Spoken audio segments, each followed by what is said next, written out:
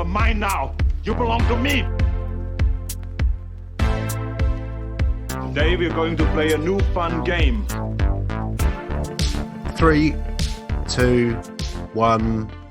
Hello and welcome to the Twin Peaks podcast. What's funny about that? 3, 2, 1. What, the countdown made you laugh? You don't usually do that. No, I thought I'd try something new. I thought I'd Oh, that's all right. Yeah, try and go sound on. a bit professional, you know? I should have gone from 5, really. Yeah. Right. Next time 10. Well, I'm going to start from fucking 1,000 now. Let's get on with it. I'm Dan. What's your name? My name's Nicole. We're back. Hello. We're back to put some podcast pleasure in your ear holes. How you doing? Good, how are you, man? Yeah, not too bad. I was just telling you that I'm absolutely shattered from my run yesterday. Done me in. I managed to do 10 miles and everything aches from my little toe to the split ends on my hair. So I'm absolutely knackered. So we're running a bit late because of me, because I woke up late.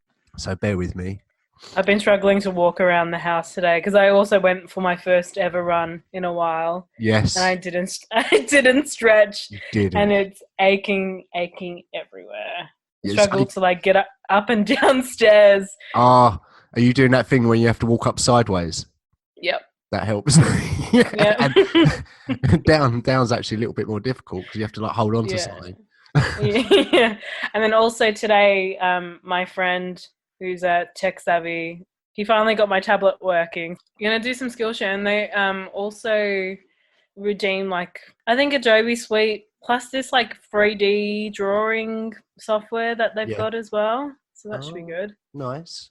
While away some hours on that then. I want to see Absolutely. I want to see some stuff on Instagram. I see your page on Instagram's. Well, you've had your page for a while, haven't you? But you've got your blog going. Finally live and Finally live. out for people to check out. So, Yeah. I mean, there's literally only a welcome post, and then I posted about our first episode that we did. I put a link to the app on there. Oh, I wondered why we doubled our listeners to 2. Hey! It's usually me only listening to this podcast. Yeah. But you're all right though. You're knackered. You'll make sure you stretch before your run next time. I wonder, because I also donated plasma the day before, and I think they always ask you whether you're gonna do anything heavy lifting. Well, I'm not running a bloody forklift or anything, but I wonder if that affected probably run, maybe. Probably fatigued you a bit quicker than it normally would. What have you been watching, Dan? As usual, sort of watched a few films, listened to a few podcasts. I listened to Movie Drone's latest podcast yesterday. Oh, and, it was about Extraction, and they liked it, but they haven't had an episode out for a couple of weeks, and it turns out Steve has had COVID. Oh, shit. But he's all right. He narrowly avoided going to hospital, but it sounds like it was sort of touch and go. He could have gone to hospital, and it sounds like he was in a bad way, really. So hopefully he's okay and recovering. It sounds like he's on a road to on the med now. So wish him the best, and hope he's okay. And keep putting those podcasts out because I get bored.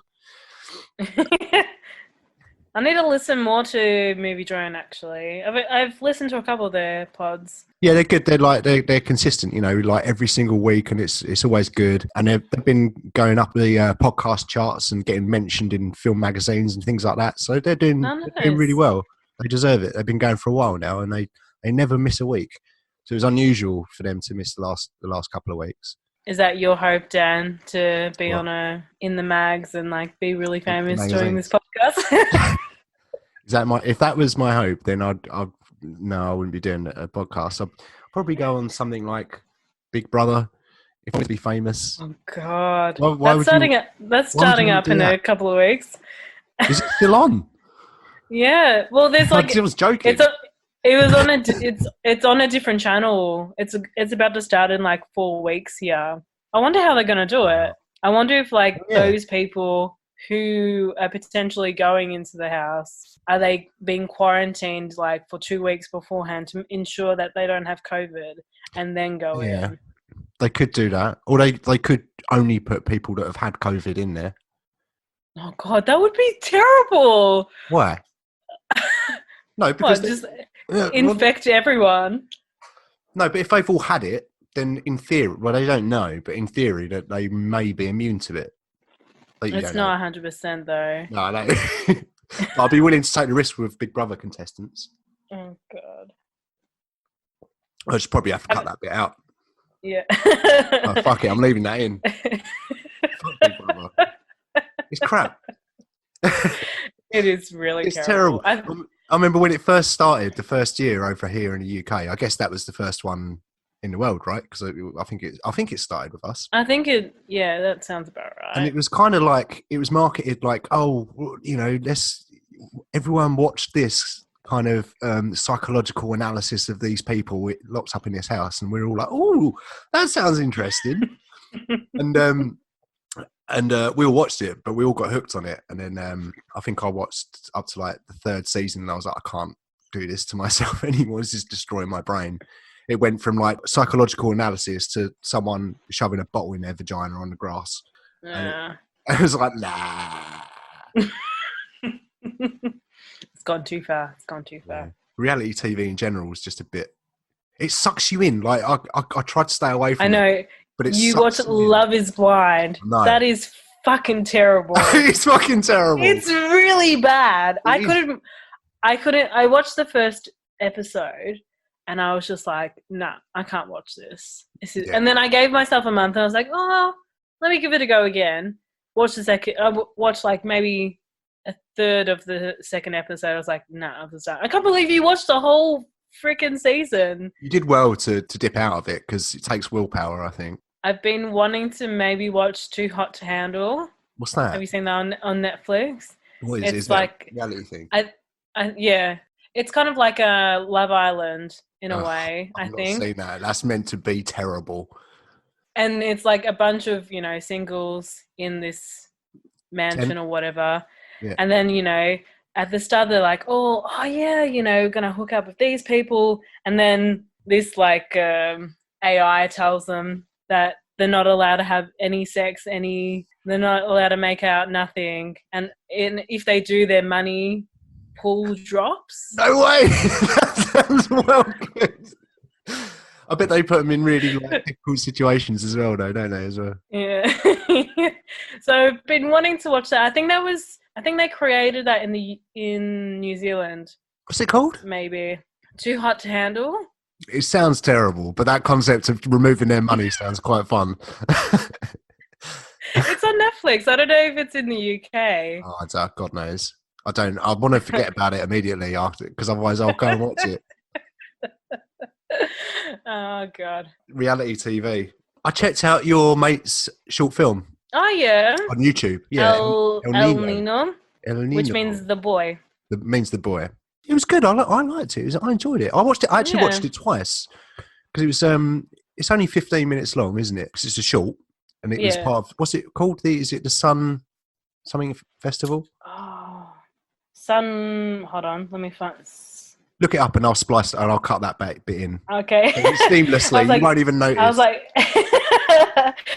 Setting Sun. It was on the Setting Sun Film Festival. Seamless. Setting Sun Film Festival. She's won a fair few. I'm pretty sure she's won a few awards for it as well. I think it's gone internationally. I'm pretty sure it has. When was it made? Is it recent or?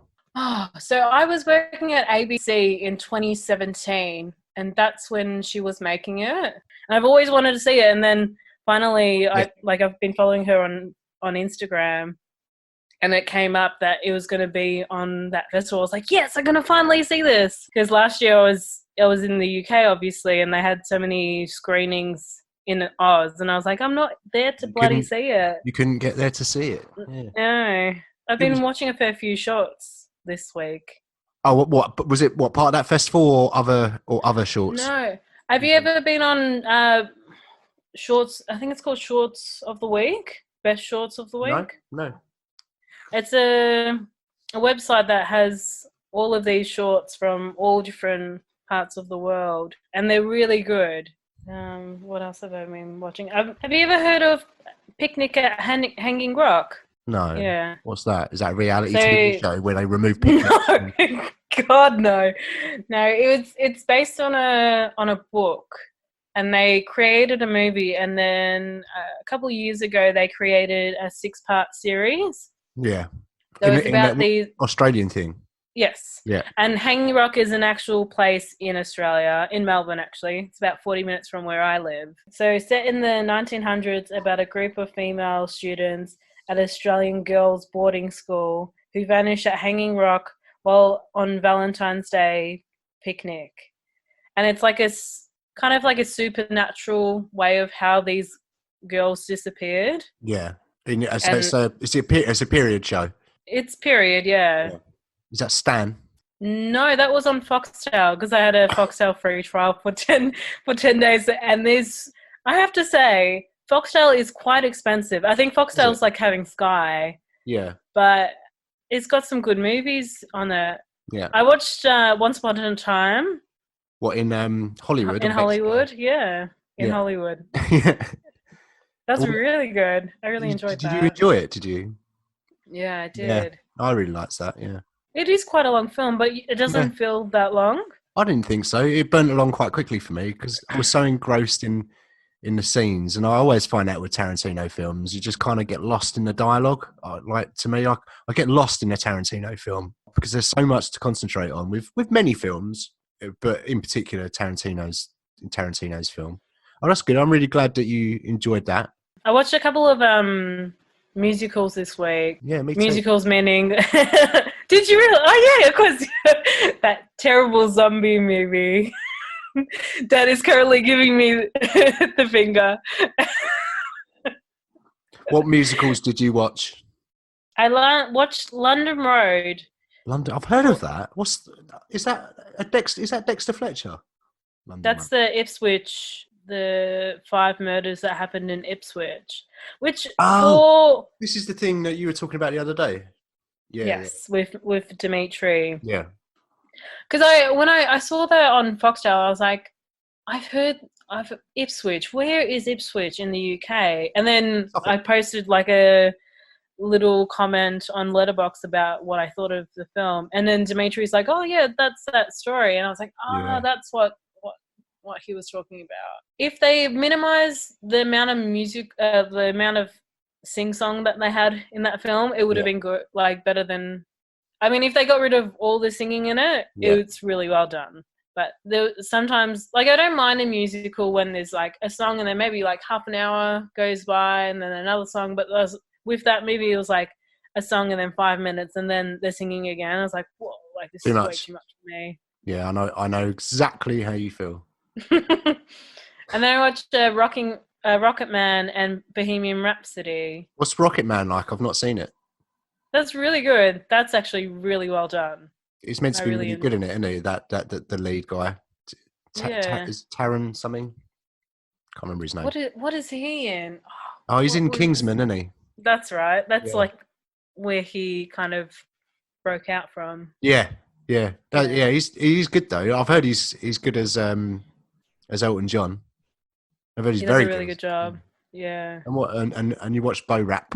What do you think of that? I liked it too. Yeah, I didn't. I think I'm glad I didn't watch it when it first came out because I think I would have been a bit underwhelmed. Really? Like I think it was a bit hyped up to what the movie it was hyped up, wasn't it? Yeah. Yeah. I mean, the story is great and how they did it was great, but not. It's a difficult thing though, isn't it? Because it like you say, it was so hyped that it gets everyone kind of excited, and then you go and watch it and you're like, oh, it's just a film. But it's good. Yeah, it's all right. Was it last episode we did where we did films that we should have watched? It was, wasn't it? I'm so lost where I am. Sort of every day everything's sort of melting into one. Like the days are no longer days, the hours are no longer hours. There's like in this weird mist, I feel like fucking Lawrence of Arabia or something. But carrying on with the films that I should have seen. There's a film that I wanted to watch for ages called The Fountain, and it's by Darren Aronofsky. Okay. And there's quite a few of his films that I haven't seen. But I watched that. It's got Hugh Jackman, Rachel Weisz. I saw this on your Instagram. Yeah. That does look good. It's so good. I was really careful to not spoil anything on the film. So I was like, I chose pictures and wrote like a little caption on the post, but I really didn't want to spoil anything, but I wanted to explain kind of what it was about. And yeah, I mean, like I said on that post, it's kind of told across 3 different time periods. And it's just about Hugh Jackman and his kind of pursuit of, or his obsession of trying to get the fountain of youth, trying to obtain immortality. And for him and his Mrs. Rachel Weisz, they kind of get together in every single timeline. And it's about accepting your fate, really, without trying to spoil anything. But it was really good. The visuals are great. There's a lot of religious and like stoic iconography and philosophy in it. And it's really, I really, really liked it. It doesn't, like, Aronofsky's quite like a loved filmmaker, right? Okay. But I don't think this one gets as much praise as his other work. And I don't know why, but there's loads of his other films that I haven't seen, so I need to go and see. What is he renowned for? You got Black Swan. Okay. Yes. Noah. What else has he done? Mother, that Jennifer Lawrence one. Yeah. But yeah, I need to go and see some more of them. But I would highly recommend watching that. It's really good. Have a little box of tissues with you. Ready to wipe away a tear or two. It's a beautiful film. I also watched a film called The Man from Earth, which is about a man, and it's kind of set on the evening that he's leaving this town. Well, it turns out that every 10 years he moves on. His mates are helping him pack and stuff on this just before he goes, and they decide to have one more discussion. And he tells them that he's like 10,000 years old and he doesn't age. And they're like, "What are you talking about, man? You crazy, man. You're crazy." And it's the whole film's just about the discussion around that, really. Like, what would that do to a person? What would be their view on historical events if they were around? You know, how much of it has been taken out of context? Really good. And they made a sequel, which I watched, but that's rubbish. So don't. What is it called? The sequel's called Holocene, but the first one's just called The Man from Earth. Yeah, just put that on my watch list on Letterboxd. Shall we move on? Let's move on to the Gosling bit, the Gosling section. Your man crush. My man crush. Yeah, this was your idea. But whenever we do these like actor ones, sometimes I'll do a few like facts and stuff, and because it is one of those actor ones, I'm going to do a few facts. Ryan Gosling was born November 12th, 1980 in London, Canada. Currently got 2 children with Eva Mendes. He was part of the Disney Club in the early 90s with Britney Spears, Christina Aguilera and Justin Timberlake. And then he went on to be in Are You Afraid of the Dark and Goosebumps. And I sort of remember them when I was a kid, those shows. He then started getting roles in the early 2000s. But I think it looks to me, I was looking through his filmography, it looks to me that maybe his breakout role as a leading man was The Notebook, which I would have said that too. Yeah. What? You have not seen The Notebook? Nah. That's so good. It's really. I know it's lovey-dovey. Yeah. But it's so good. Nah. Oh my god. Please don't. I wouldn't think even. about it. No, I've already got my stitch up set for you this week. Yeah, me and too. I'll explain a bit later. Me too. Right. Notebook. Yeah, he was in that. I probably didn't become aware of him until Drive in 2011. And then I went back and watched a couple of bits. But there's quite a few of his films that I haven't seen that I'm just not that interested in. He was meant to be the lead in Peter Jackson's The Lovely Bones, but Peter Jackson fired him because he put on too much weight. What? Apparently Gosling thought that the character, made sense that if he was overweight. So during the time that he was cast, and then by the time he got onto set or like that they got close to filming, he put on loads of weight because he thought it suited the character. And Peter Jackson was like, no, I want the skinny guy. You've seen Drive. I have seen Drive. A very long time ago.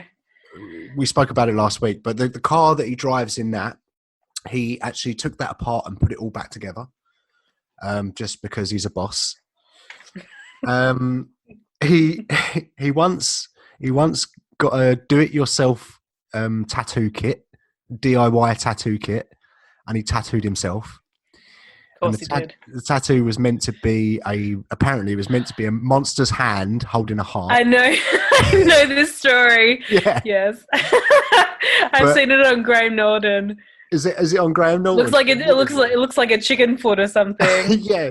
It looks more like a Mayan headpiece or something. Or Christmas tree. Yeah, it's rubbish, but it's hilarious. Something you've got in common with Ryan Gosling. He loves to knit. No. Yeah. Bullshit. He loves to knit, mate. Send him a message. Tell him you'll make him a fucking hat or something. Will do. Once this comes out, I'll send him a message and be like, I heard you like to knit. Listen to this podcast. Not send him this podcast. Also, Dan's got a massive man crush on you too. Yeah, it doesn't sound so weird, does it? He grew up as a Mormon, but he's not anymore. His parents are. And my last point is he does a lot of charity work. I was scrolling through the stuff that he does, and there's loads of organisations and charities and stuff that he works with, but like actively, not just giving money, but like, you know, trying to help out in any way he can. So nice. He's a dude. Anyway, right. So that's Gosling. That's my Gosling intro over. Let's move on before it starts to sound weird. I don't know about you, but I think the best way to tackle this would be to start with Only God Forgives. Because, well, number one, I'd like to find out what the fuck that film was about. and number two, I want to cheer myself up with The Nice Guys, which is a nice comedy. Can we start with Only God Forgives? Let's do it. So Only God Forgives, 2013, directed by Nicholas Winding Refn, who obviously did Drive and Neon Demon, and he did Bronson as well back in the day. It stars Ryan Gosling as Julian, Kristen Scott Thomas as Crystal. I'm going to absolutely brutally murder this guy's name. Vitaya Panzringarm. He was Chang, or the sword guy. The retired police officer. Was he retired? Mm-hmm. I was reading some notes, and he was retired, and then he was brought back in for some reason for this case. To chop people's arms off. Yeah. He's the only one with a sword. So it's made for... I had trouble finding a budget, but I did find a budget. It wasn't on Box Office Mojo, so I'm not sure how accurate it is, but I found one of 4.8 million, and it made 10.6 at the box office. Which I actually watched in the cinema. Obviously, art house film. I watched it at Cinema Nova in Carlton here in Melbourne. Art house, yeah, you could say that. So basic setup, right? So Ryan Gosling has got they live in... What's the matter? I just wonder what you think of this film. I wonder whether you think it's obviously it's like a bit of a what the fuck film. Yeah. But you've seen Drive. It's a difficult one, isn't it? This one. I feel like Drive is way more accessible than this. Do you know what I mean? Because it's just about a dude. It's clear to watch Drive and be like, oh, it's about a dude that's isolated and a bit weird and a bit of a sociopath. And it's about him trying to connect with people. But this one, you're like, what? It's kind of, there's not really a narrative, is there? Ryan Gosling plays Julian, and he works in Thailand at this Thai boxing, Thai fighting club, and he owns the club. His brother Billy works with him, and he's not in it for long, Billy, but I think the first line of dialogue is, "Are you ready to meet the devil?" Something like that. Mm. And Billy basically goes off and he rapes and murders a young girl. Mm. And brutal. And police officer Chang finds Billy, and he finds the father of the girl, and he says to the father of the girl, there he is. What you do is up to you. What you do is your choice. And the guy kills Billy, and then Chang was like, why did you kill him? He's like, well, you said I could do whatever I wanted. That bit to me was obvious straight away, that Chang was meant to be a metaphor for God, right? Because he was saying, there you go, there's free will. You can do whatever you want. You can kill him, don't kill him. There's free will. You can do whatever you want. But, suffer the consequences. I'm going to punish you afterwards. So I guess he was meant to be like a God type figure. But then it's basically about Julian and his mother trying to sort of get revenge for the death of his brother. But Julian's kind of reluctant because he knows how much of an arsehole his brother was. And his mum, Crystal, is just one word comes to mind, fucking psychopath. Absolutely. It was weird, wasn't it? Like 100% agree with that. She was such, from straight away, she was just a horrible person, controlling, like clicking her fingers everywhere. And Gosling's running after her and lighting her cigarettes for her. And there's clearly like suggestion of abuse and stuff that's gone on in that relationship, which I was kind of guessing that's why Billy was kind of like that as well.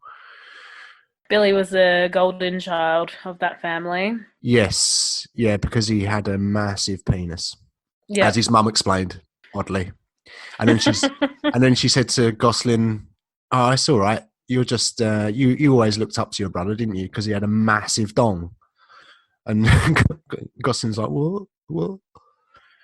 He doesn't say very much in this film. He says about 3 words, I think. Yeah. Yeah.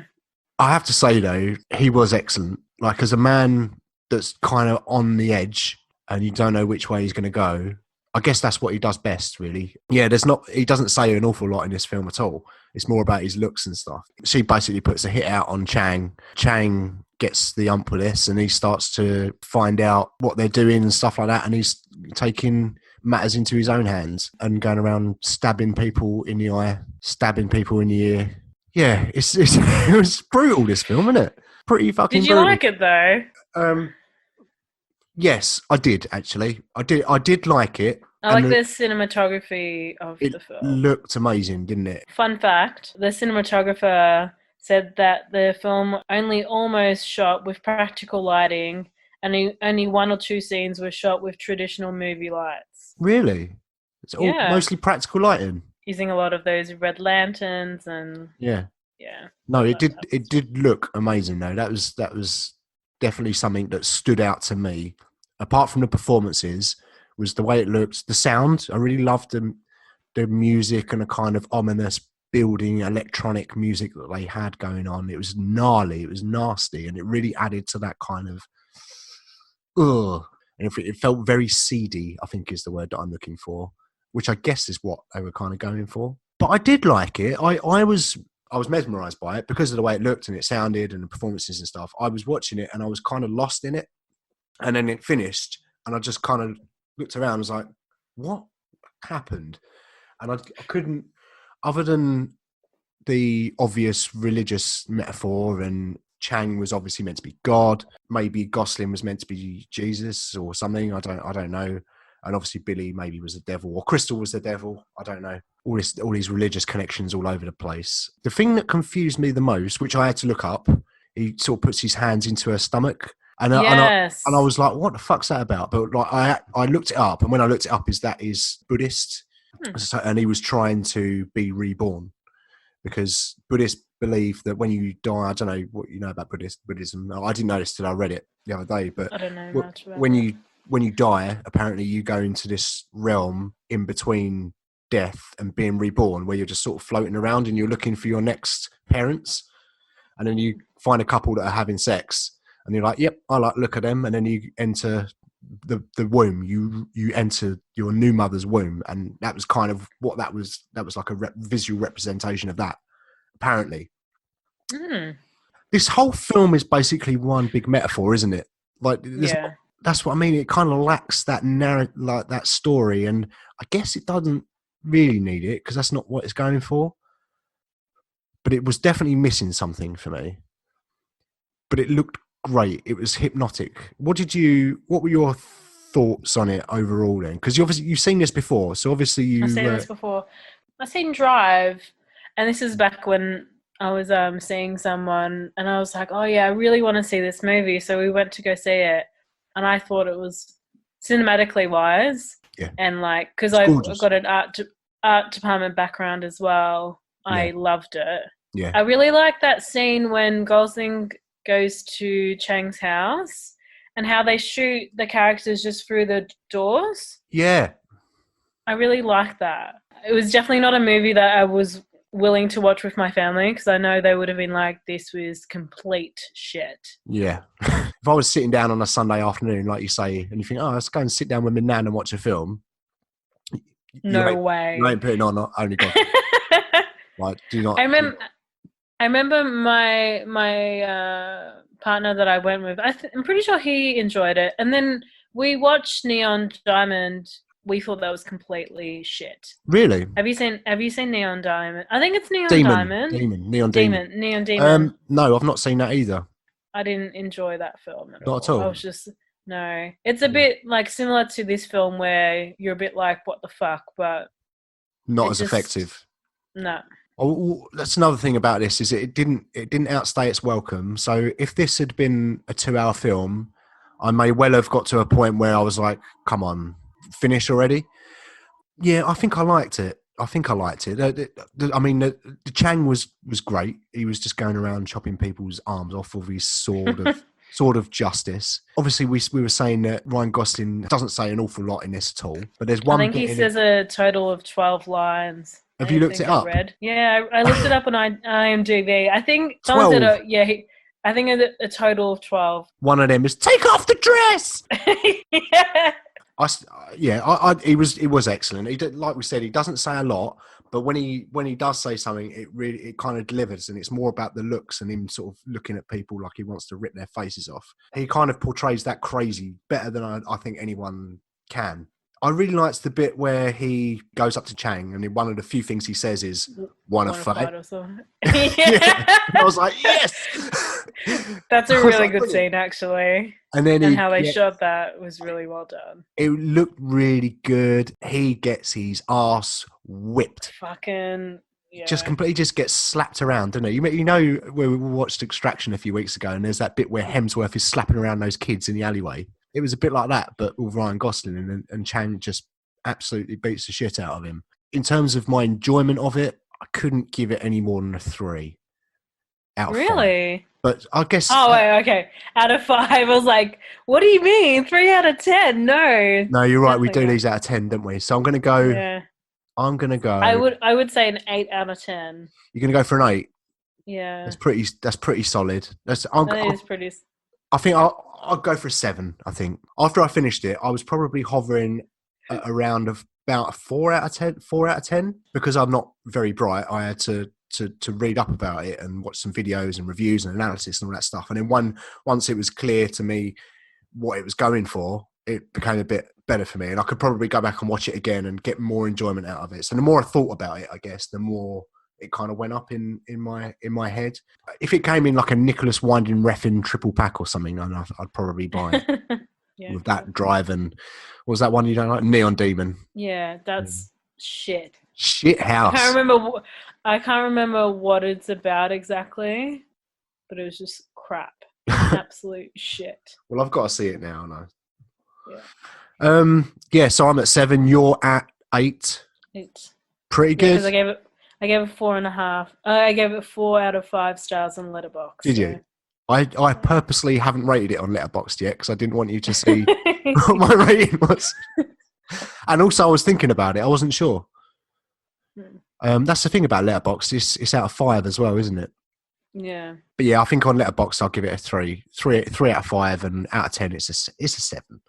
All right, let's now that we're done with Thailand and that miserable, bleak looking existence that's portrayed on that film, let's cheer ourselves up with Nice Guys. So 2016, directed by Shane Black. He's known for directing and writing. He started off as a writer in the 80s. He wrote things like, well, he wrote a script in the 80s and they didn't want to make this particular film. I forget what it was called, but they were so impressed with his writing that he came up with another idea for a buddy cop film, and he wrote this buddy cop film, and that turned out to be Lethal Weapon. And it was obviously a massive hit, and he kind of went on from there. He doesn't do a lot. He's like a writer-director, so he's done Iron Man 3. He did Kiss Kiss Bang Bang, which is a really good film. I don't know if you've seen that. I haven't seen that. That's really funny. I've heard of it, but I've never seen it. But yeah, he's one of those rare kind of writer-director filmmakers that you don't get an awful lot, where you can watch a film by him and it's his film. Do you know what I mean? Like a Christopher Nolan, whenever you watch their films, like it's their film. Budget was 50 million and it only made 63 million. So it shit the bed at the box office. I don't really know why, because Ryan Gosling, It's quite good. Russell Crowe, action, mainstream kind of action comedy, you would think it would do quite well. It stars Russell Crowe as Jackson Healy, Ryan Gosling as Holland March, and Anjali Rice as Holly March, who plays Gosling's daughter. She is in. I recognised her face. I was like, "Who's this?" I recognise her. Well, first of all, I thought it was because she reminded me of a young Amy Adams. She's Aussie, you know. Yeah, I know. And then I looked her up. I was like, "Who's this girl?" And I looked her up, and she was in Spider-Man, the new Spider-Man films. And then I saw this interview thing, and she's Aussie. So she's Aussie. Russell Crowe and Anjali Rice. So 2/3 of the main cast are Aussies. Fucking everywhere. Like everywhere. Russell Crowe is technically not Australian. He's New Zealand. New Zealander. Yeah. I did not know this. Yeah. He's Kiwi. He's technically Kiwi, but we try to claim him as our own. I told you. This is what I was telling you the other week. I was saying whenever there's someone good, you're just like, yeah, we'll fucking have them. And if they're shit, it's like, no, they're British or they're from New Zealand.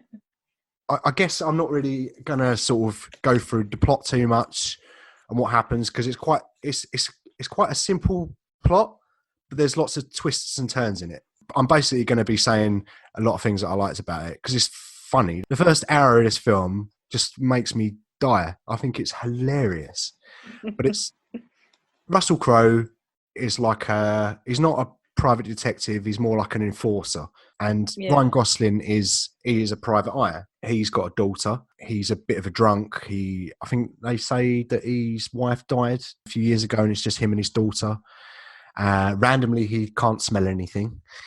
And that is part of the reason why his wife passed away. Yeah, because something to do with gas, because he couldn't smell the gas, wasn't it, or something? Yeah. And she died in a house fire. There's a lot of dark stuff that happens, but it's still funny as fuck, I think. Ryan Gosling's character is fucking funny in this film. He is magnificent in this. Like, he made me die. I think the first bit that really made me laugh a lot is because he takes himself quite seriously, and there's a bit in it because it's kind of like a detective set in the 70s. He's kind of they're both investigating the disappearance of this girl, right? And he's about to break into this place for some clues or whatever, and he's got this voiceover. He's like, yeah, so all that sort of man's got to do what a man's got to do sort of stuff, and it's very like stoic, and he's like, I've just got to break into this place, and he punches through the glass and he cuts his arm and his arm just starts pissing the blood, and he's just like, oh. And then we're losing him. Yeah. Oh god. Yeah. Funny. And then is it a nun that comes up to him and she says, are you looking for God? And he goes, no, I'm looking for a meat. Yeah. And he goes back to his house with his daughter, and Russell Crowe. That's when they meet, because Crowe comes in and he's been paid by someone to tell Gosling to stop looking for Amelia. And Gosling keeps going for the gun. So Russell Crowe's like slapping him around. He's like stamping on his arm. He's like, right now, I'm just going to injure you a little bit. And so he lays him down and he says, when you see your doctor, you want you to tell him that you've just got like a cracked bone, like here or wherever it is. And he breaks his arm and he screams like a little girl, doesn't he? Oh, God. I love this. It made me laugh so hard, this film. I forgot how funny it was. Yeah. But long story short, they end up working together to try and solve the mystery of this missing girl. Where Amelia has gone. And it turns out that she's mixed up in this. Her mum works for the justice system or something, and she's covering up evidence that's would prove that pollution and that companies are trying to spend less money and cause people harm with pollution and stuff. So her daughter, as an actor, kind of part of a porno in a way, but it's like Yeah, it's an environmental. They've made an environmental film, but they put that actual plot in the porno. So instead of going to them, which was quite clever, I thought, instead of going to the media or the police, she was thinking, my mum has probably paid all of them. Yeah, they're probably all in their pockets. So we'll make a porno film, and that way it can get out. Loads of people will see it, and which kind of makes sense in a weird way. But yeah, it's about them trying to just unravel that case, really. Find that film and find Amelia. And they do find Amelia eventually. They go to that party house. Yeah. They're looking for Amelia, and his daughter Holly hides in the boot, and she ends up going to the party as well with Russell Crowe. And they put her in a cab, and then somehow still gets into the party as well. Yeah, and she gets in there, and she's going around looking for clues with them. She's working with them as well. And I love that. Gosling's obviously a drunk, so everywhere he goes, people offer him a drink, and he's always drunk. And the party bit was brilliant because there was a part where he's questioning some girls, Ryan Gosling, and he sees his attention's drawn away, and he looks around, and he sees that there's these mermaids in the like fish tank. And it cuts to next scene, and he's swimming along behind them, chasing them. trying to interview them. Yeah, that was really funny. And it comes up again later, and Russell Crowe goes, "Well, what are you doing?" He says, "Well, I was talking to the mermaids." And he's like, "Why were you talking to the mermaids?" I was questioning them. Questioning everyone in the party. Yeah. But he gets drunk, and then the other bit at that point, where he's talking to that actor, and the girl, she's like pretending to shoot him with a finger, like pew pew, and he pretends that he's getting shot, and then he goes over the wall, and he's rolling down the hill. So the party was probably the standout scene for me. But another one was when they go to that hotel, and they're in this elevator, and they're chatting in the elevator, and I love this build up because they're chatting and they're talking about. I like all the little stories they tell each other. Nixon, his friend dying, and Nixon in the dreams and stuff. But they're having a little conversation in the elevator, and they're going up, and then the doors open. They step out, and they see a guy being shot in the chest, and you see blood spurting everywhere.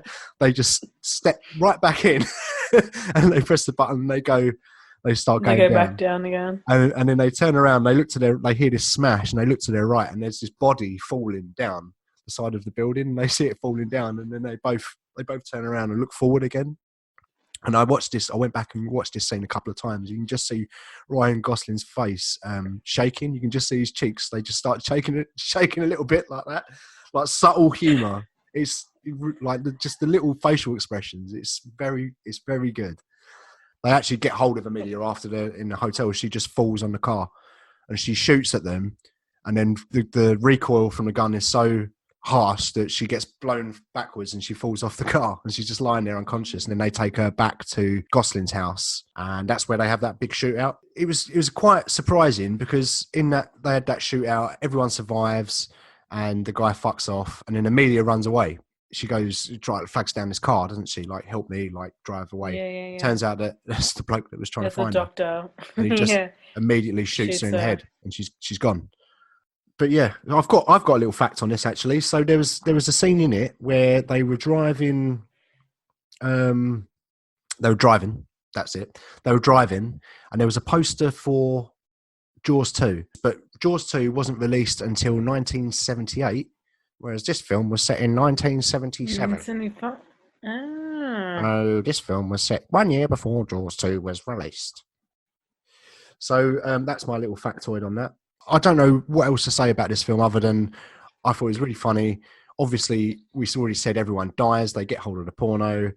Ryan Gosling thinks he's invisible. There's a bit invincible. There's a big shootout. I love that. Yeah, I just can't die. Yeah. And do you know the bit? There was another bit I really liked in the car where he's driving. When he's driving, Russell Crowe goes, "Why don't you just take your hands off the wheel, man?" He goes, "What are you talking about?" He says, "These cars drive themselves." What do you mean? They've always done this. Your car's always had this function. And he takes his hands off, and obviously he's dreaming. He sees the dreaming. Yeah, yeah, and they crash. Is it? Yeah, it's in that scene where Russell Crowe says, "Oh yeah, I always keep a gun at my ankle. Ankle gun. Yeah, I always keep an ankle gun." Yeah. And then when they're at the place where the movie's going to be showing, Yeah.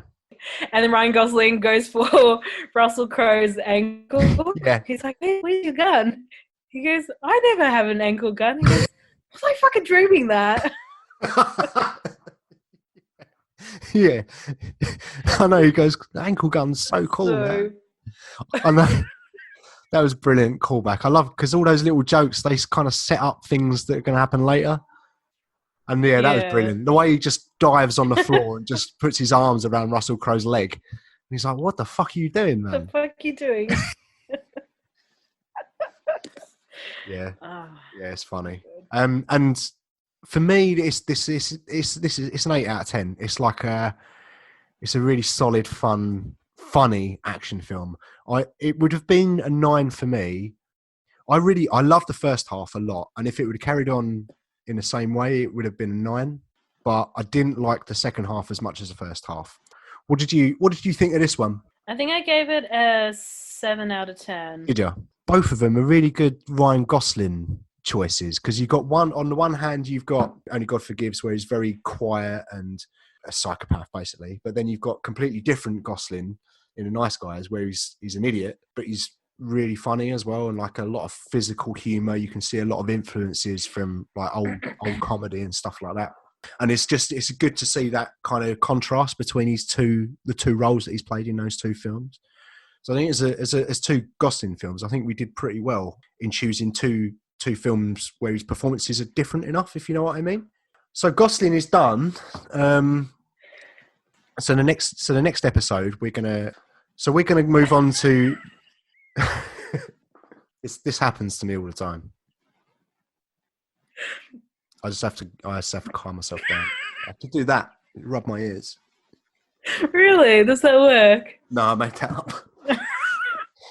I think we should move on to the next bit where we pick our films for the next episode. We're gonna carry on for a bit until our lives get going again. We're gonna carry on recording and just sort of play it week by week. I was looking through I've got a list of themes, ideas for the podcast, and one of them was Oscar winners.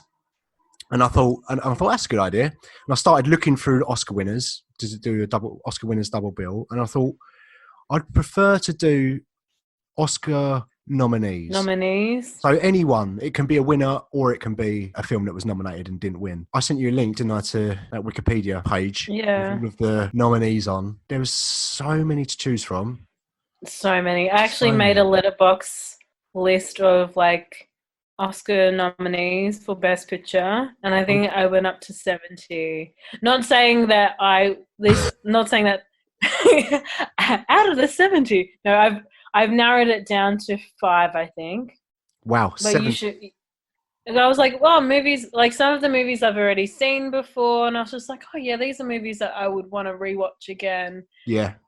And I think I went almost into the 60s. I was nowhere near as thorough as you. I haven't got a letterbox or anything. I literally went through, and then when I got to, I think I'd picked 3, and then saw another one, and then swapped that one out for the one that I just saw. There was loads on that would have made it onto my should have seen list as well, like with the Oscars and things like that. Yeah, I agree. But I have narrowed it down to 3, and I'm pretty confident in those 3. I keep going first. I think you should go first this time.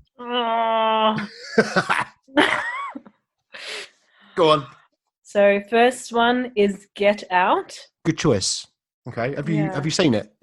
I haven't seen it. So all of my choices are films that I haven't seen. They? You haven't seen any of these? Okay, fair enough. I haven't seen any of these. The second one is Fargo. Fargo. Yep.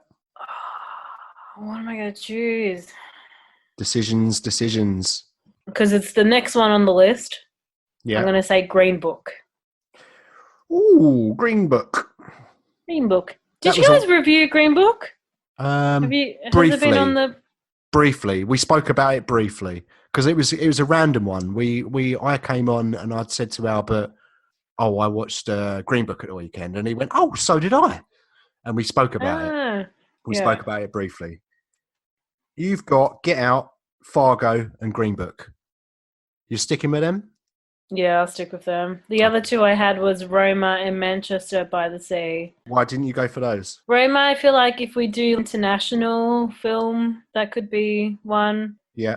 And then Manchester by the Sea, I wasn't too sure it would be something that you would be interested in seeing. No, it's not something that appeals to me really. It's well, I've heard that it's good, but it's a very heavy drama, I think, and I try to stay away from heavy dramas for the most part because they're a bit depressing. Okay, like I said, I have only got 3 this time. Actually, funnily enough, I thought that's a first. It is a first. But my first pick is The King's Speech. Okay. Because it was an honourable mention for me that it could have got on my should have watched list. Yeah, that's right. So I thought this time I better put it on. My next pick. By the way, The King's Speech was a winner in 2010, Oscar winner. It was. Yeah. Also, Green Book was a winner in 2018. Yeah. Was it 2018? God, that's gone quick. That's depressing. King's Speech 2010. My second pick is Frost Nixon, which is Frost Nixon 2008, directed by Ron Howard. It was a nominee, but it lost to Slumdog Millionaire. All right. Which probably deserved it. I don't know. Have you seen Slumdog? I haven't. It's on my watch list. You should. That is really good. That is really. I'd say hurry up, watch that as soon as possible. Okay. Yeah, and then so Frost Nixon. My third pick is the Shawshank Redemption. Okay. 1994 nominee, lost to Forrest Gump. You seem really disappointed by that. I am disappointed because, well, not only Shawshank lost 1994, Shawshank was nominated, Forrest Gump won, but also nominated was Pulp Fiction. So Forrest Gump won over Shawshank and Pulp Fiction. I think that Pulp Fiction and Shawshank were robbed, really. I mean, Shawshank wasn't very popular when it came out. It became a cult hit, really, when it got released on video, home release. Yeah. But still, it's a fantastic film. The idea that Forrest Gump beat Pulp Fiction is pretty crazy to me. But anyway, doesn't matter. Shawshank Redemption. So out of your picks, we've got Get Out, Fargo, Green Book. Mine are King's Speech, Frost Nixon, and Shawshank. You might hate me for this. I think I'm gonna get rid of Shawshank just because I've seen it. You know, like the idea for this, like obviously you've got to knock out 2 from the list every time, but it doesn't help. Like I'm still disappointed when it happens. I know it's coming. Even though I know it's coming, I'm still like, fuck. I don't know why I take it so personally, because like it's not like you're erasing this film from existence. I can still go and watch this film. I know. Right. So you're knocking out Shawshank Redemption. I've seen it many times before. I've given that reason loads of times for not choosing films, so that's fair enough. So Shawshank's gone. So keeping along a similar sort of thought process to yours, I saw it very recently. We did kind of briefly, but we did kind of review it on the podcast before, Albert and I. So I'm going to get rid of Green Book. You're now left with Get Out and Fargo, and I'm left with King's Speech and Frost Nixon. King's Speech. So came out in 2010. I'd already said that it was an Oscar winner, directed by Tom Hooper. It's got Colin Firth, Jeffrey Rush, and Helena Bonham Carter. I haven't seen it. Like I said, it made it on my honourable mentions for films that I should have seen. And it's something that I've always wanted to watch. I just never got round to it. It's not quite the sort of thing I would usually go for, but because it was obviously won and it's meant to be a really good film, you say it's a good film too, I think. Yeah, I've seen it before. Yeah. It's kind of difficult for me to talk about it without having seen it. I do know that it's about a king and he's got to do a speech. So I figured that much out. And he's got a stutter or a stammer or something, or some confidence issues or something. And Jeffrey Rush is kind of a mentor to him. Maybe he's the butler or something. Something like that. Yeah, I don't know. But what else can I say? I haven't seen it. I don't know much about it. I've wanted to watch it for a long time. It's been out for 10 years now and I still haven't watched it. And I need to at some point. Next on my list is Frost Nixon. Forrest Nixon. It's 2008. It was directed by Ron Howard. It's my favourite Ron Howard film. I adore this film. It's one of my favourites. I go back to it all the time. I own it on Bluey. Michael Sheen plays David Frost, who I don't know if you're familiar with David Frost. He was British broadcaster. I think he was popular in mainly the 70s, but he was going for years and years. He was a very big character in like British broadcasting. And Frank Langella, he plays Richard Nixon. And it's about after the scandal that came out during Nixon's office, Frost basically wants to do an interview with him and try and uncover all of the dirty details. And Nixon's known for being, obviously, he's a slippery guy. He's a politician, so he gets his way out of things and the way he talks people around. And it's about Frost getting around that basically and trying to get to the heart of the subject that it's about. But it's a talker. It's basically them sitting down, and it's told over the course of 3 interviews that Frost has with Nixon, and that's it, really. It's a talker. What are you going to say about yours? You got Get Out, haven't you? Get Out. I've heard a little bit about this film. You haven't seen this? I haven't seen this. I've been wanting to see it for a while. The same director. What has he done? Jordan Peele. He did Us. But yeah, so when was it released, Get Out? 2017. 2017, and it was a nominee. It was a nominee. I was going to say that mermaid film under something. Oh, Shape of Water. Shape of Water. That's who won. Oh, fair. I haven't seen that either. I haven't seen that. There was a time where I used to watch every year when the Best Picture came out. I would watch it, and 2017 and 2018 are the two that I haven't seen. So it's about, does him and his girlfriend go see his her family on a weekend trip or something, and something messed up happens? Yeah. I remember the trailer looking really dark, but apparently it's quite funny. Is that right? Yeah, it's a dark humour. It's difficult to talk about without spoiling it. It's about a dude, Daniel Kaluuya, has a girlfriend. He's a black dude, she's a white girl, and she's taking him back to meet her family. And Kaluuya's character is kind of a bit cautious because he doesn't know what her family are like in terms of their attitudes towards race and that sort of thing. Nice. And it's about their stay at the family home. And things happen. So it's a horror film on the surface, but underneath it's got a hell of a lot more to say. It's funny as fuck as well. So it's got a lot going for it. What's the other one? Fargo about? Fargo. When did that come out? That was released in 1996. Oh Jesus! I'm not entirely sure who won. I was 6 years old. All right. It's directed by the Coen brothers. Yes. And it was. Did you say it was a nominee and not a winner? It was a nominee. Best Picture that year was called The English Patient. Oh, the Ralph Fiennes, I think that is, isn't it? Do you know anything about Fargo? I've seen this a long time ago. I think I probably saw it roughly when it came out. So I probably saw it the year after, say in '97, and I was a 13-year-old boy. So I don't think my opinion on the film really counts now. I remember thinking it was fine. I think I might have even found it a bit boring, but I was a 13-year-old boy, so cut me some slack. And I've not seen it since. Jerry, he's in a small town, Minnesota. He's a car salesman. He's got a lot of debt, but he's got a plan. Oh, that's right. So he goes to hire kind of 2 men to kidnap his wife. Right. So then his father-in-law, who's actually got a bit of money, will pay the ransom. Yeah. And he's like, oh yeah, no one will get killed. But actually a lot of people end up dying in this film, apparently. Yeah, it's got a good cast. It's Coen brothers. I haven't seen it for a long time. Oh, Roger Deakins cinematography. Ooh.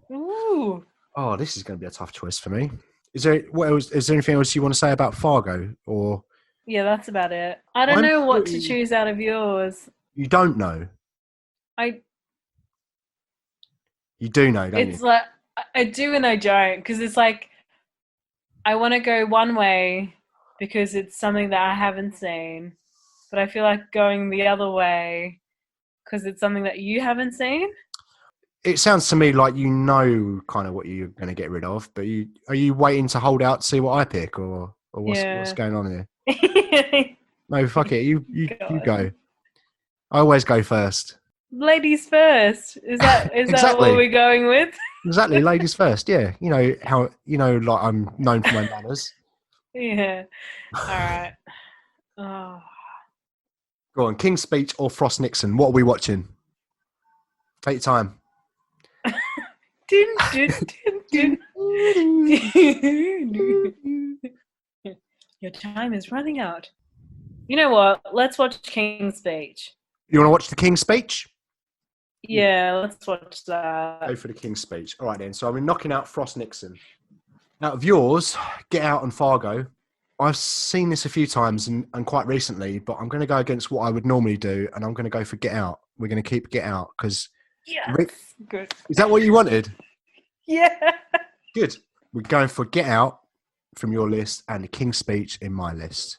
We'll watch those over the next week or so, and for our next episode, for films that have been nominated, Oscar nominee double bill, I think we'll call it, shall we? Yeah. We're going to watch Get Out and the King's Speech. Looking forward to that.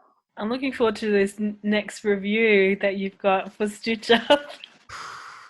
That's the only thing, right, with doing these stitch ups is that because it's at the end, I've got the whole episode of us recording, and in my back of my mind, I know that that's coming, so I can't relax.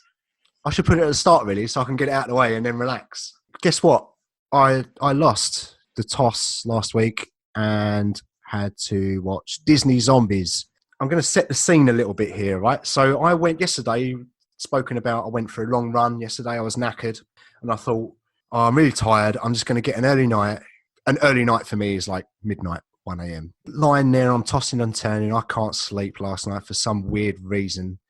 It gets to 3:45 a.m. and I'm still not sleeping. So at this point, I'm thinking, there's no way that I'm going to get 3 hours sleep and then wake up in time to watch the film and then record this podcast. So 4 a.m., I've opened up my laptop. I've I've joined up to Disney Plus, and I thought, let's get this out the fucking way. 2018, directed by Paul Hogan, and it stars Milo Manheim as Zed the Zombie and Meg Donnelly as Addison the Human. And basically, the intro to the film is it's a bit of animation, and it explains the setup and what has happened. There's this suburban town called Seabrook, and there was this power plant, and they had a meltdown, and horrible things, pollution, whatever happened, and that made zombies. And the zombies live on... There's a big wall, a big fence dividing the town in two, and on one side lives the zombies, on the other side lives the humans. But they've managed to control the zombies. What they've done is they've come up with a watch that kind of gives them like electric shocks so that they don't eat people. Yeah. So they can so they're just normal, basically. They're just normal. That's the only way you can tell a zombie in this film is that it's got green hair. And did I mention that this is a musical? We might have mentioned it last week, but I really want to sort of drive home how much of a musical this is. So, song count. Oh no! The first song, 5 minutes in, first song, right? Oh, let's go to high school and dance on our way to high school and be happy. I want to join the football team. I want to join the cheerleading team, and we're going to be fantastic humans and people, and life is wonderful and colourful and great. 10 minutes later, there's another song at 17 minutes. God. There's another one at 28, 37, 52, 58, 1 hour 16, and 1 hour 28. The film is an hour and a half long, right? The film is an hour 30 minutes long, and there's a song at hour 28. There's a song, right? And then they wrap up the film, and then it's the end song. Anyway, so there's eight songs in this. So this is musical. This is very much a musical, and they were long as well. I think the shortest one was about 3 minutes, and then one of them went up to 5 or 6 minutes, I think. So if you take all the songs out, there's probably only 40 minutes of actual dialogue. Just basically zombies live on one side, humans live on the other. One wants to join a football team, one wants to be a cheerleader. Zed does join the football team. He discovers, right, he gets a malfunction on his watch, and he discovers that he gets this, he starts to become a zombie again. He wants to eat people, but instead of eating people, he just gets really strong, and he becomes like the star football player. So because of his zombie strength, he starts winning all the football games. And the coach of the cheerleading team is called Bucky. He is a psychopath, I guess. Him and Crystal from Only God Forgives would make a fantastic couple. But he's a psycho, right? So he hates zombies. He's got nothing but disdain for zombies. He hates them. He thinks they're scum. So what he does is he goes around egging zombies. And that's like the worst thing you can do. It's like, oh my God. I mean, clearly it's a metaphor for, I guess, acceptance of people that are different from you or whatever. Yeah. Right? It's obviously that's what it is. So it's well intentioned, but it's a fucking kids musical, and this is not made for me. Like I said, when you take all the songs out, there's about 40 minutes of stuff, so there's not really too much to explain. He starts winning the football games. Everyone loves him. He's the best thing since sliced bread. People start to think zombies are cool. Hey, zombies are cool. You guys aren't so bad. Maybe I was wrong. Let's all hang out and be friends together and sing a song about it. And let's sing a song about being fucking nice to people. Anyway, long story short, everyone accepts who they are. Everything is awesome. Everything is perfect. High school, love. Let's fall in love. Let's dance. Let's be together and perfect. What real life is all about, right? It's exactly like real life. It's amazing how close to real life this is, It's pretty fucking brutal, man. The concept is if I knew a 5-year-old kid, I'd probably tell it to watch this. So I'd say, watch Disney Zombies, mate, and then afterwards watch 28 Days Later, and then compare the two and tell me which one you think is better. It could have been worse, and the worst one I've seen is still The Human Centipede. This is not that bad. It's more a personal taste thing. I'm going to end this now with a score, and it gets a Justice League score, doesn't it? So I'm going to say out of 10 Justice Leagues, it gets 3 Justice Leagues. Because it had a good message, that's what gets it to 3. Otherwise, it would have been 0. And that's not me saying it's bad. Like, it's probably not bad. It's probably quite good if you like that sort of thing. But fuck off. Quiet taste. Yeah, quiet taste. Yeah, like I don't know, something else that's terrible that people like. High School Musical. High School Musical. I've only seen one of them. I was on a train, right? Yeah. A quick side story. So I went to Spain about 12 years ago, and I was staying at this place, and it was a couple of hours from Barcelona. So me and the person I was with had decided to get on the train to Barcelona, and we jumped on the wrong carriage, and it ended up being a first class carriage. And there's a TV in there, and I was thinking, great, completely by accident, we've got a 2-hour journey to Barcelona. What film are we going to watch? Guess what comes on? Oh my God. High School Musical 3 in Spanish. That would have been fantastic. I think I would even prefer to watch it in Spanish. Yeah. It'd be fucking hilarious. I think given the choice, I'd rather watch it in Spanish. I think Zac Efron's, I remember he was on Graham Norton, and he was talking about, doing red carpet in Spain, and, they get to, because obviously they have voiceovers, and his voiceover apparently sounds really girly. And he's like, so every movie I do now, he actually does that voiceover for. Yeah. And he's like, what the fuck? And he's like, we have to, this has to change kind of thing. Yeah. So if I had to watch that movie, I would definitely want to watch it in Spanish purely for that. That'd be fucking hilarious. Oh my God.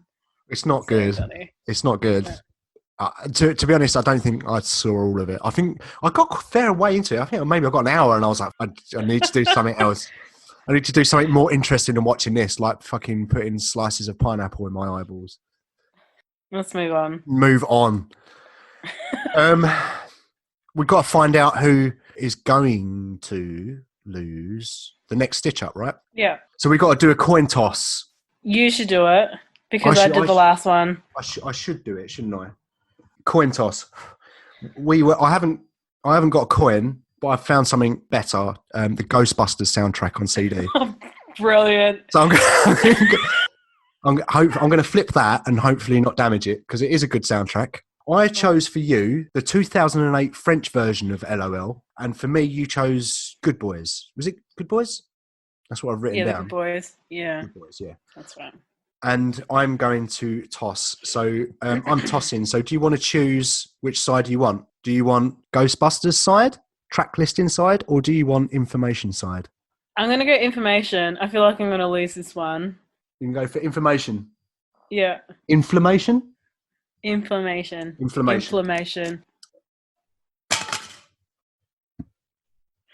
Ah! Wait, does that mean... No, that means I lose! Oh. I was actually okay with watching this movie, so I'm not too... It's not that bad. You're all right with watching LOL? Yeah, I kind of wanted to see what it would be like in French, so... Is this your first stitch up? It is! Yes! Woo-woo! Woo! All right. All right. All right.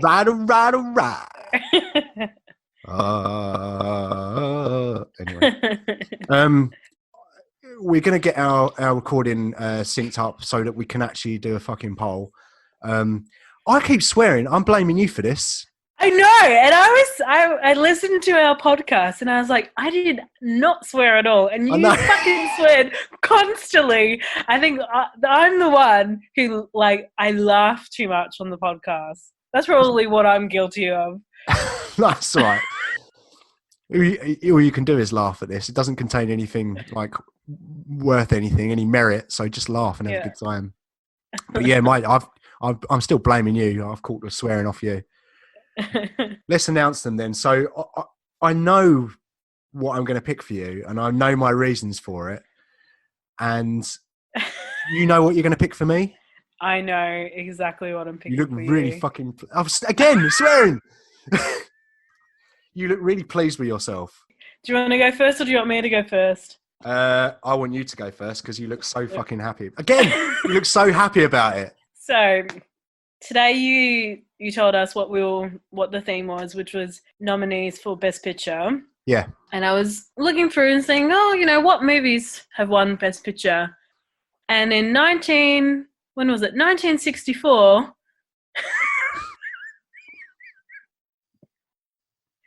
My Fair Lady got Best Picture. Yeah, what's that got to do with me? It's a musical, and you'll fucking hate it. Is this what you're giving me? Yep. My Fair Lady, 1964. Yep. Okay. How long is it? I no got no idea. You know about this 2-hour limit, didn't you? 170 minutes. 170 minutes? That's 3 hours. I'm not doing a 3-hour stitch up. All right, fuck. Well, let me look up films. Do you want to go?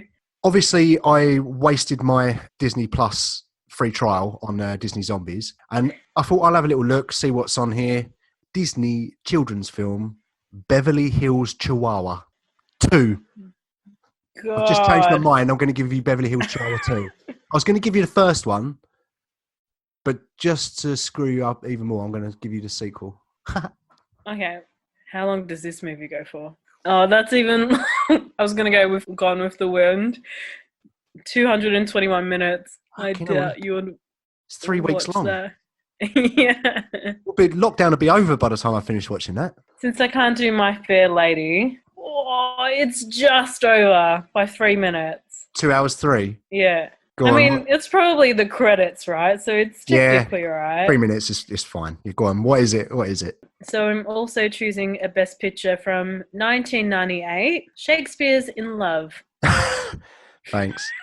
I haven't seen it. I haven't seen this one, and it's it's Shakespeare in Love. Yeah. Obviously, it's about Paltrow's in it. Paltrow. Paltrow's in it. Oh, all right. Suddenly, I'm interested. Jeffrey Rush, Colin Firth, Ben Affleck, Judi Dench. Ben Affleck might be right. I didn't know Affleck was in this. Romantic period comedy drama. All right, so on the poll then that I will put out this time will be you to watch Beverly Hills Chihuahua or me to watch Shakespeare in Love. I'm going to go off now and use the next 6 days and watch as much Disney Plus content as I can and get use out of my free trial. Do you know what? I was saving my free trial for the Marvel shows to drop, and I was going to use it then, but I had to use it up on the zombies. What you going to do? You're going to go straight to bed?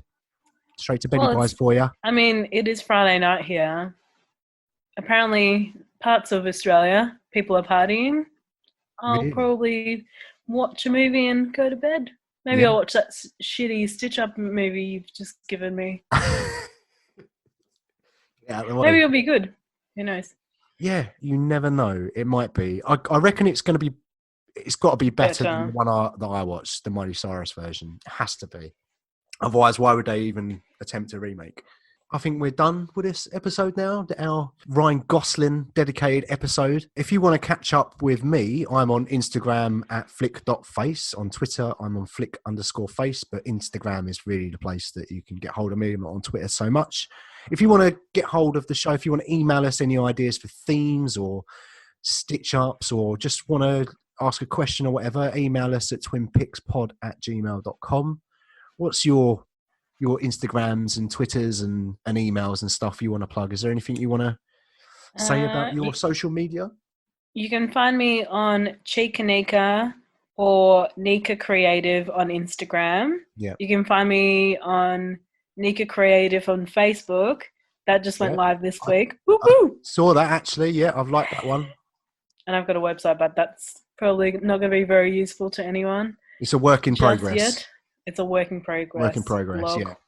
Thanks for joining me again across the oceans and the deserts and whatnot. And we'll come back again next time, hopefully same time next week, with our Oscar nominees double bill.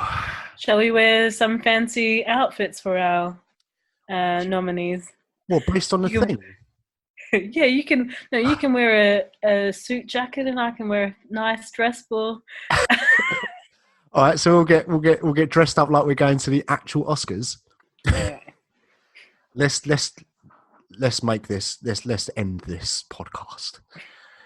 Thank you for listening, everyone. We really appreciate it, and we will catch up with you next time. Goodbye. See you later. Goodbye.